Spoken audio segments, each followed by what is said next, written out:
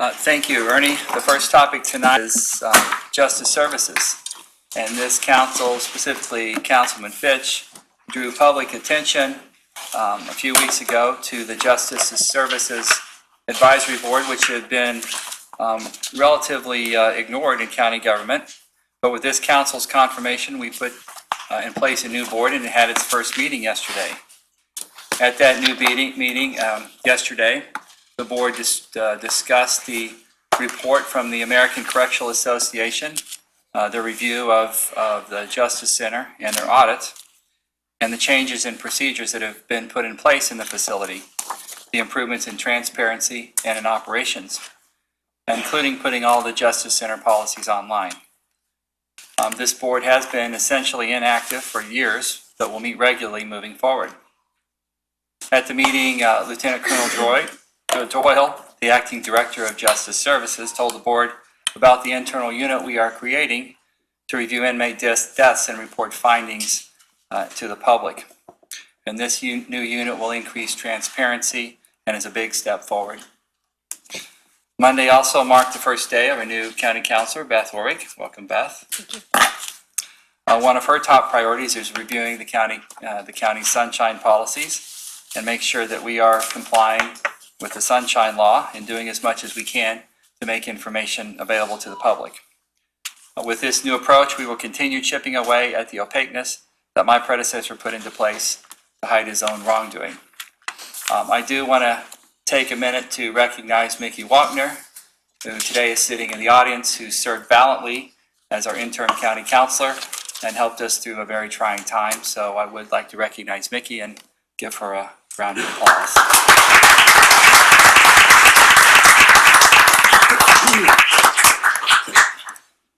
This week I've asked the county council to eliminate 6 types of fees charged to inmates in the county jail.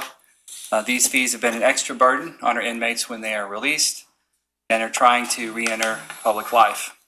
These fees have made it more likely that they will have difficulties, could lead to homelessness, and more likely that they would reoffend. And I want to say a special thank you to Lieutenant Colonel Troy Doyle for suggesting these changes. The county jail now has good leadership, and we're very proud of the work that he is doing. I want to also recognize legislation that we're introducing tonight regarding the Bi-State Development Agency and the opportunity to save tens of millions of dollars for this agency and for county taxpayers. I have requested that this council take the necessary legislative action to refund the bonds, a transaction that should generate $40 million, funds that could be used to invest in Metrolink safety. We should recognize that this cost-saving action could have been taken several years ago if it were not for the feud of the previous county executive and the Bi-State director. And tonight in the council packet, there is a communication with 2 new appointments to the Charter Commission. Nate Griffin, the mayor of Wellston, has been appointed, and also Jim Layton, an attorney who worked for 22 years in public service, many of those years with the Missouri Attorney General's office as the Solicitor General.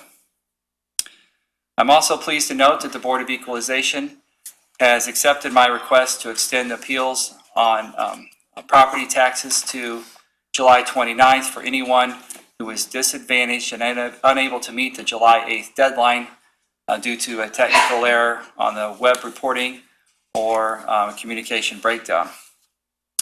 And on Friday, I visited the Board of Equalization at the crossings at Northwest and spoke to 2 members and recognized them for the hard work that they are doing managing all of these tax appeals. The extension of the deadline will certainly make their days a little bit longer, but it's the right thing to do for the taxpayers in St. Louis County. This week I met with members of the St. Louis Clergy Coalition, and we discussed several social, economic, and spiritual issues that should be important to all of us, but are often ignored. We talked about the upcoming events that will mark the 5-year anniversary of the death of Michael Brown, and I appreciate the coalition's guidance and the vital information they share with my administration. My staff and I also had the opportunity yesterday to meet with Congressman Clay and talk about public housing in Wellston and his recent meeting with Secretary Ben Carson. My office is working closely with Congressman Clay and Susan Rollins with the St. Louis Housing Authority on a plan to help the residents of Wellston. We're certainly concerned about the families with children that will be starting school in 3 or 4 weeks, and we want to make sure we have a plan for stable housing for those families. We're also concerned about the seniors who live in several housing units in public housing in Wellston. I visited them with them personally on Friday and discussed some of those concerns directly with them. I expect soon to have the opportunity to make public our plan to stabilize public housing in the city of Wellston. Thank you, Ernie. Thank you.